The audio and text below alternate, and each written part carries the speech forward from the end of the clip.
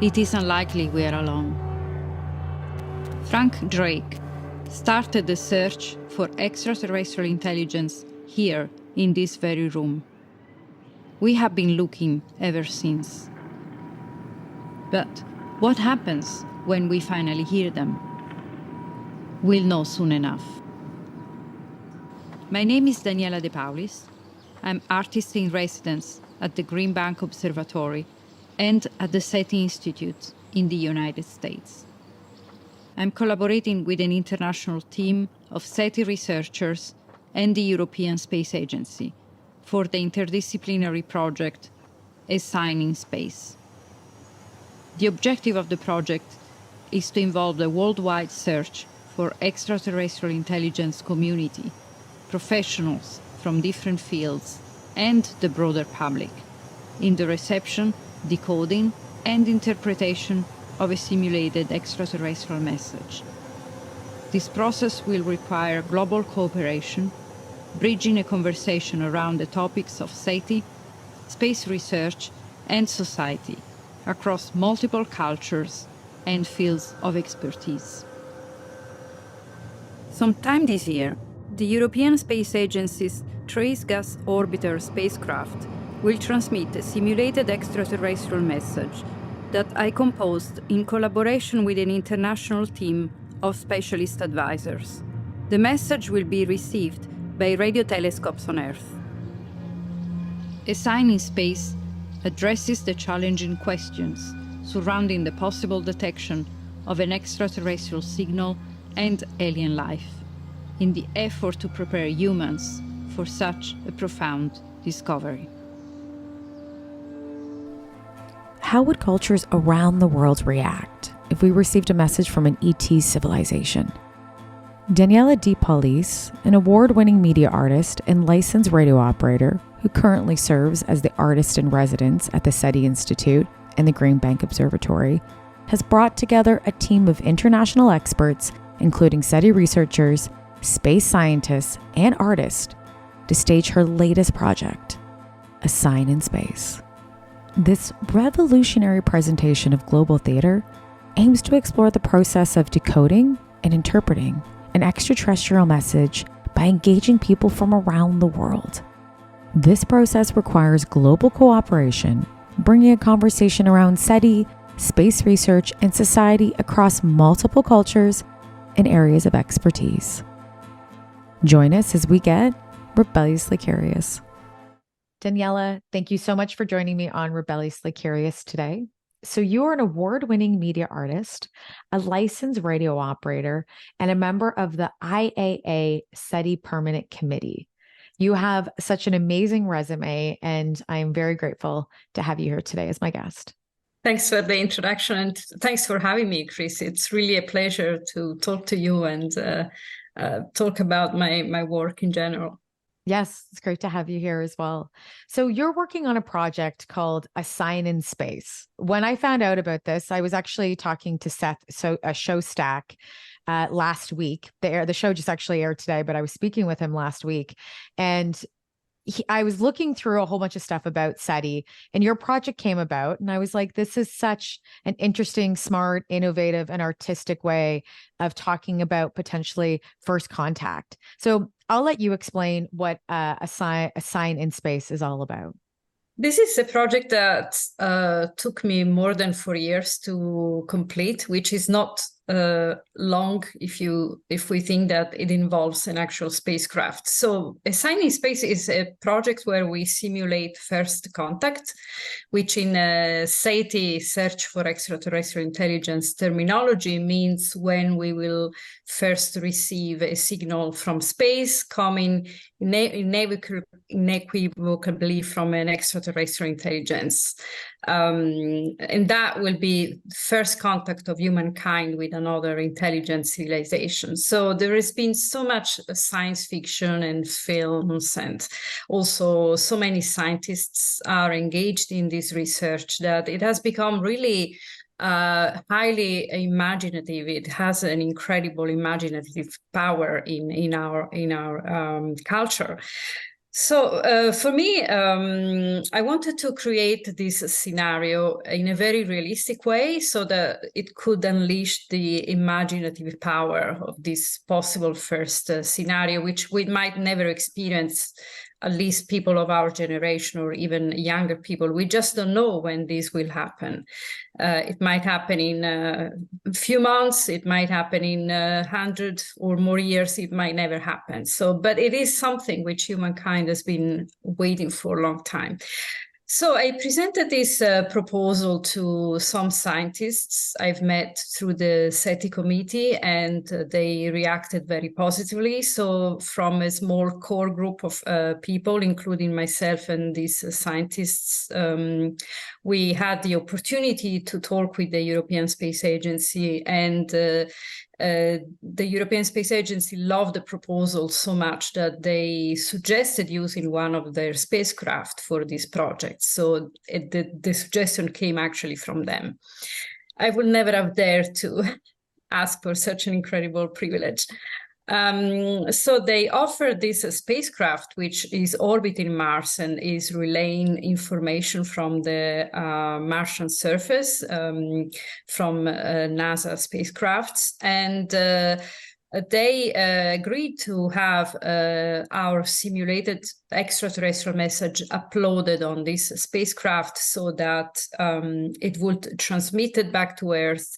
It would be received by these very powerful radio telescopes. And then we will share the data with the public with the aim of engaging them to try and decode this mysterious message. So this is the summary of the project in a short description. It's awesome. And I think it's just such a smart idea. Yeah. What was, just to back up a little bit, what was your inspiration for it? Outside of, people wanting to know what first contact would be like, was there a personal inspiration for this project? Sometimes I try to track down the creative process, but it is really hard. I can say that for sure the ongoing collaboration with the SETI scientists, I've been part of the committee for now 9 years. So I've known, I'm very familiar with what they do. And for sure, they've been inspiring me. But I wouldn't say that out of the blue one day I came up with this idea because of because of knowing about their work. It was more something quite that was really very spontaneous. One time I was speaking with an entrepreneur in Italy, and he asked me to think about an educational project to upload on one of their upcoming launches. And so I sent a proposal with the idea of having a simulated extraterrestrial message that could be decoded by the public. And so that was really in a nutshell, the start of this idea. And in fact, we did several tests before eventually approaching ESA with a satellite company and to see if this could be really implemented in reality. Sometimes my ideas are quite far-fetched, and but in a way, until now, I've always found a way to kind of realize them, working together with other people. So the team is really important. It was really, in this case, really necessary. So it's really, truly a teamwork, I would say. Yeah. And I want to reference that teamwork aspect of it. This was not just one organization, or it was multiple. And I believe it was different global observatories or different global agencies or communities that were involved in this. Can you talk about those partners that worked with you on the project? Yes, this was really actually extremely rewarding to work with people from so many organizations. Usually I would work with, this is not something unusual for me. I always collaborate with different organizations at the same time. But this was especially global. So I was working with people with scientists at the Green Bank Observatory in West Virginia, scientists at the SETI Institute, and scientists at their Allen Telescope Array, which is their main telescope. Also scientists at the Medicina Radio Antenna in Italy, other scientists at the Sardinia Radio Telescope in Italy, and the European Space Agency. So these were the core organizations involved, but also there were other collaborators from other universities. There were philosophers, anthropologists, computer scientists, biologists. We really had a team of people who helped me to create this simulated extraterrestrial message. But in total, I would say the people I brought together is around 70 people. So it's really global team. Yeah, 70 people is a fair amount of people on a project like something like this. Is this the first kind of project of its kind that's come out? I would imagine, yes. I'm not familiar. I never heard of anything of this kind. And I think that for sure the SETI scientists will know if there has been an experiment of this kind at such a scale. I know there has been several more or less spontaneous projects where they try to create a simulated extraterrestrial message. And so this kind of exercise is quite recurrent, I understand. But an actual simulation with a signal coming from deep space and transmitted and received by actual radio telescopes, working radio telescopes that had to dedicate telescope time for this experiment, for this art project. I would say it's quite unique. I was extremely fortunate because telescope time is also very precious, very expensive. But the scientists at all these facilities, I think, decided to collaborate because they really liked the idea and everybody really wanted to see it happen. So there was this unanimous desire to stage this event. So we were really carried by each other's enthusiasm in this process. Yeah. Can we talk about that process? Because how I believe right now, from what I know, people are still decoding the message. So we're kind of in the middle of that. Can we talk about the process of putting it on a spacecraft and then being able to then, promote, I guess, signal it around the world? Where were people able to go and look and find that message, and then how they would end up going to get it to decode it? Where can they find this? Yes, actually, thanks, Chrissy, for highlighting the concept of process, because this has been really, from the very start, I would say it is a process-based project. We had no idea how it would turn out. During the development of the message, I was working with an anthropologist, and she was very skeptical about the outcome of this project. Because some examples from the past were not very encouraging. For example, Orson Welles' War of the Worlds was a very kind of a controversial example of staging a first contact event. So we had no idea. I think we were really working also with testing a bit the terrain, and but we decided from the very start, okay, we want to present these clearly as a simulation. So there was no doubt that we wanted to somehow give the feeling that it was an actual first contact. And the public presentation was also a bit of a process, because we prepared all the tools. So we had the platform on Discord where people could decode the message. We had all the scientific technical part completely tested, working properly, but we just didn't know how the public would react. So once when we received this signal and we published data, suddenly we had thousands of people subscribing on Discord. The media also was extremely positive, responded really with great enthusiasm to this event. So, and in general, there was no negative, no backlash whatsoever. Everyone has been responding with great enthusiasm, and there was none of the actual negative feedback that some of the specialists were suspecting might happen in this kind of event. Can we break down the mechanics and how the message was sent? Was it done through audio? Was it done through video? Was it done through any form of imaging? Because I think that's a really important part, and how people would figure out how to decipher something like this, or be curious if they want to go look into it more themselves.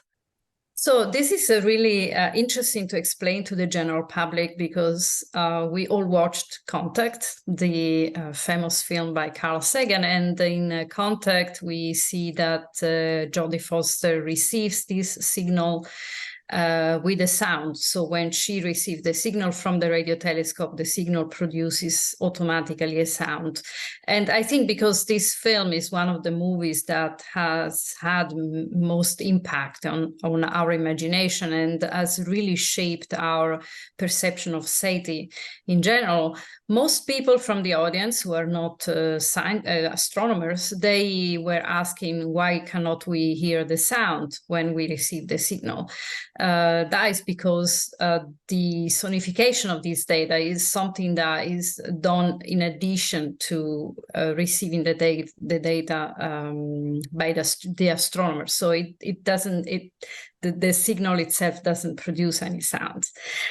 So what we received is quite a big amount of data. So the data was received also by the Green Bank telescope, which is one, I would say, the most, I'm not an astronomer, but it's definitely one of the most sensitive instruments we have in radio astronomy.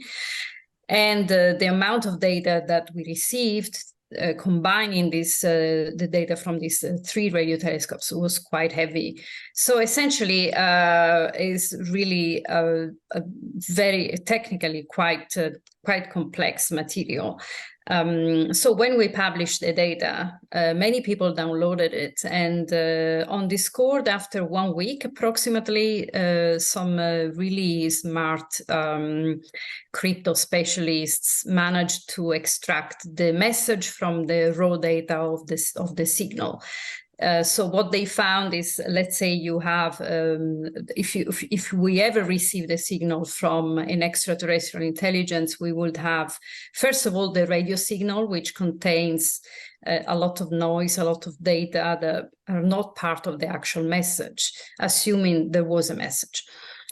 In this case, of course, we knew there was a message. So the community on Discord managed to extract this message and visualize it with this image that you see in the background. So it's a binary code visualized as an image that people on Discord have been calling the star map. So they refer to this image as now the star map, and they are trying to understand what this image actually means. So if this was an actual extraterrestrial message, what would these aliens, what are they trying to say with this image? So there is an ongoing decoding effort on Discord to understand what is the meaning of this image. So there are people who work mathematically, other people who work more creatively, or maybe a combination of both. But there has been, like, I don't know, hundreds of different interpretations. But so far they haven't found the key, they haven't found the meaning that at least we attributed to this image. When we're looking at the past, we look at things like the wow signal, for example. Was any of that put into reference when you were creating this type of art and art medium? Of course, I was looking at other historical signals that we have sent into space. But in general, there is quite a lot of literature for interstellar messages that have been created by humans for another civilization. So there are a lot of references in this regard, but not many when we think about the other way around. So there were many references I could really use to see what we as humankind have been designing, imagining to be an extraterrestrial civilization. So at least I couldn't find any meaningful example that I could use. So we really started working from scratch. We had no material really to start from. My inspiration was science fiction literature. So of course there are some plenty of books that talk about this topic. Although there is no concrete message. So I'm not sure. Maybe this is maybe this is quite also. It's a way to revert the trend. So like inviting people to imagine to be an extraterrestrial civilization for us was really very interesting. Was a very very radical experiment that really opens up a lot of ideas, and it's really I think an interesting experiment for everyone to take. Yeah, it's very interesting because you almost have to not embody a human. You'd have to try to embody and visualize something that wasn't us potentially. And I'm not saying that it can't be, not saying that it can't be like us, but what if there's something out there that isn't human and we only know what we know, right? So having that ability to open your mind and be very artistic and think outside of what it is to be human can be very challenging. And also to communicate that through a medium, gosh, I would say is even more challenging. It was really challenging. And so it was challenging and extremely interesting at the same time. For me, I think up to this point as an artist was the most challenging work I've done, was creating this extraterrestrial message. I was really, it took about 2 years to compose this message, but I didn't have an idea that was really satisfactory until the very last. I was really very close to the deadline. We had a hard deadline with ESA. They wanted the message by a certain date because that was the last date when they could upload it on the spacecraft. So we couldn't possibly miss that deadline. And just a few weeks before, I was still debating about the content of the message. It was really complex. I can imagine it would be. And then, when you're always working on art, there's times that you want to change it and it evolves itself. So as an art piece, that you could always be ever tweaking it, especially if it's a message. It could be always ever evolving too. So I can imagine a deadline would be very challenging. Yes, also because, as you said, by creating a message, we had to really question everything about many things about human nature, human culture. Everything was bouncing back to us as being anthropocentric. We kept always, we found ourselves in this loop where any idea, even the most creative ones, eventually could not be used because it was too close to human nature. So it was really quite difficult. I want to get to the aspect where you said human nature, because I think that that's interesting. I was going to ask you if geography or race or culture or religion played any part in the way that you were creating this or influenced it. I know that you can't tell me so much of the message, but did it influence it? And in what way, in what aspects? Absolutely. We had, I created a panel of experts, including ethicists, anthropologists, researchers in the fields of religion, And we discussed all these topics. Of course, these were some of the most important topics we discussed. And so our framework was to look for something as universal as possible. We really attempted that from the very start.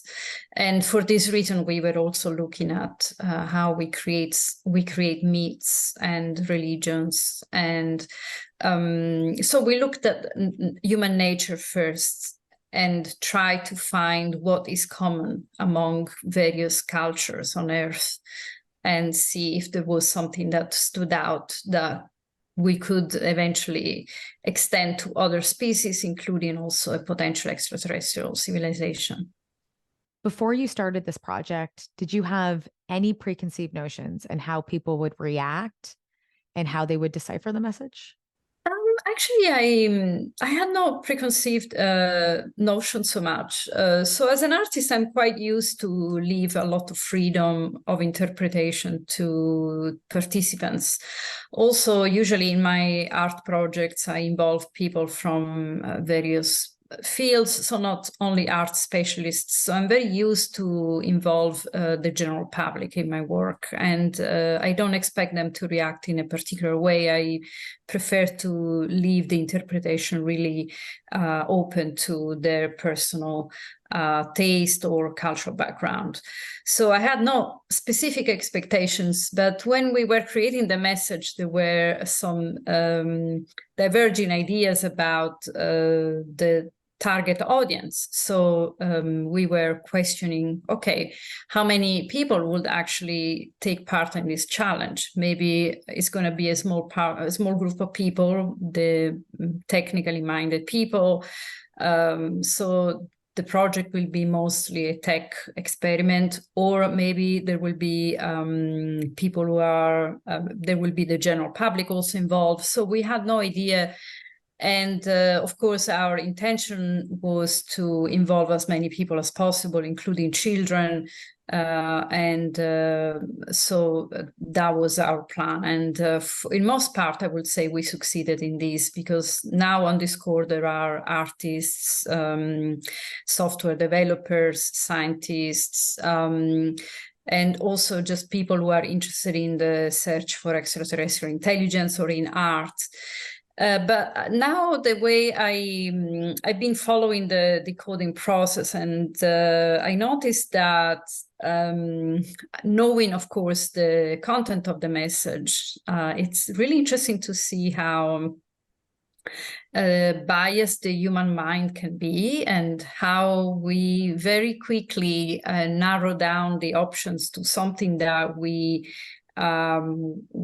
deem safer, or and this dynamic seems to be really recurrent. It's this tunnel vision that I see a lot happening, and even very experienced people with great skills in different fields. Somehow, I think this could be really in the way of communicating with another civilization, or understanding their language, or even another species that is not human. So we have problems even understanding other species, because of course we really have our mind works in a certain way, is optimized to work in a certain way because of survival and adaptation to the environment. So it just makes sense that we always fall into these dynamics that allow us to survive the best. So it's really interesting. But on the other hand, there has been a really an incredible amount of ideas that are extremely creative, interesting, and so you really see also the other side of the human mind, which is this incredible creativity and imagination. Yeah, and we have a hard time understanding ourselves, human to human. And we see that now in social political things that are going on around the world. So I'm not surprised that you're seeing this tunnel vision. After all this data is collected, what do you think we're going to learn about ourselves more? Like and what will anthropologists take from that? I know that you just kind of described that, but what else can we learn from this? And then, yeah, how will anthropologists and other people studying, other scientists take this type of data and maybe put it into their own work, into their own research? I think this is quite early to say. I asked this question myself as well. For now, the amount of material that has been posted on Discord, which is the main platform for the decoding process, is huge. So the last time the person running the website did a statistical test, she said it was more than 30,000 posts. And whoever is going to go through that from the very beginning, I would imagine some researchers might do that, really study all the material that has been posted. I hope it will be useful for scientists and also people in anthropology, sociology. But for me, of course, I look at it more from the artistic point of view. So I'm not so interested in the quantitative statistics of this material, but more I see that what I noticed is that at the beginning, there was quite a lot of competition and optimism of people trying to be the first to decode it, and so somehow competing with each other. And a lot of people who are very confident with their skills felt that they would be perfectly able to decode this in a short time. And now the situation has changed completely. So there is more collaboration. People now understood that it might be better to work with each other because the skills of one person would add to the skills of another person. And in general, there is, I would say, more self-reflection. So the community has somehow matured throughout the process, and people are now really thinking a lot more before coming up with new ideas, but also I would say, they're really this feeling of competition is really fading away, and there is a very different atmosphere at the moment. That cultural data is so interesting because you're almost playing like this bird eye view watching. You know what's going on. So you're evaluating everybody in the system and in the Discord, trying to work together or not or compete. So I find that really, really interesting because you know what the message is, or your team knows what it is. So you're seeing how humans work together, or if they don't. When did the cooperation start from when you first launched the program? How long was that until people in the Discord group decided that they should work together rather than compete? Was it months? Was it weeks? Yeah, of course, it's quite maybe it's not clear cut because some people already had a more cooperative approach from the start. But I would say I noticed this becoming more relevant maybe a month ago. But that is because really the people active on Discord, they've been producing so many ideas. But when they saw that all their ideas were not actually the so-called solution, at some point, I think they really had to change mindset. So now it's really a moment when people are, as I said, really more self-reflective. And I try my role in this. Although of course I know the message, I'm the main author of the message, but I have now I created myself an interesting role in this process. I'm not. I want also to convey the idea that I'm also learning a lot throughout this process, and that it is an opportunity of self-reflection also for myself. So I like to blend in with people on Discord and really be part of this questioning rather than feeling like I'm detached and I'm just observing these humans working hard towards a solution, because this is also for me part of the artistic, I would say, but also human exploration. So for me, it's very important that now my role changes and becomes like, yeah, I don't want to have this, I don't want to create this impression that this is a social experiment or anything like that, because it is not.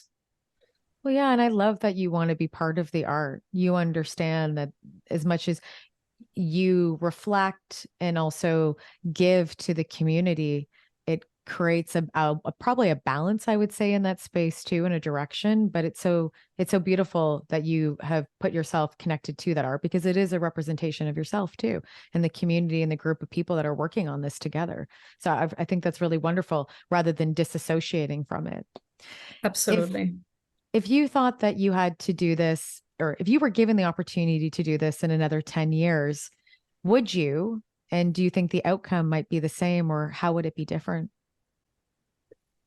I don't know if I will do this again.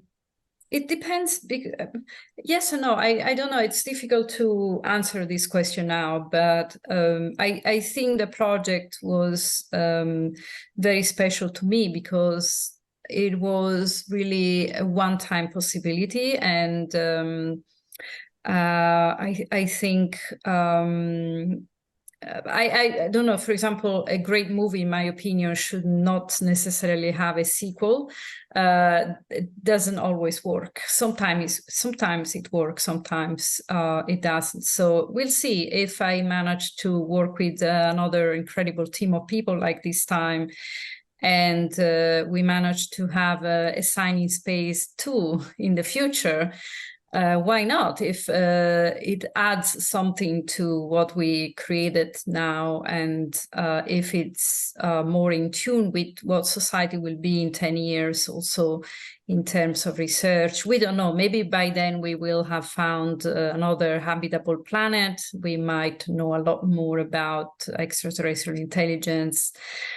Technology goes so fast now, and also there are so many discoveries every day that I can't even imagine what it will be like in 10 years. So there might be a reason for a part 2 to actually happen. And in that case, yes, I would love to do it, of course. Yeah, and I think that when we do, hopefully at some point in time, and we're alive, to be able to have contact with another, extraterrestrial, species, civilization, then looking at your experiment and seeing how people reacted to then how they actually did react, and then also what the message was. And if it was something similar or close to what you guys would assume that would be ET related. I think that, that's exciting, I think, as an artist and somebody that's contributing to, to this community and understanding what it's like to be able to potentially speak with another ET civilization. I think it's just very exciting. And hopefully we get to see that. And I hope you get to see it as well. Yes, I think part of me thinks that we might never communicate with another civilization. So I think this idea of first contact scenario is probably very human. But even so, the fact that we so deeply, so vividly imagine this possibility in so many films and science fiction books, and it's something meaningful. And so regardless of whether it will ever happen or not, at least we have a taste of what it might be like. Yes. And I love what you just said, because that is so human for us to be able to want to know what that is and want to have that type of connection with something unknown that we don't know about. It says a lot about being human.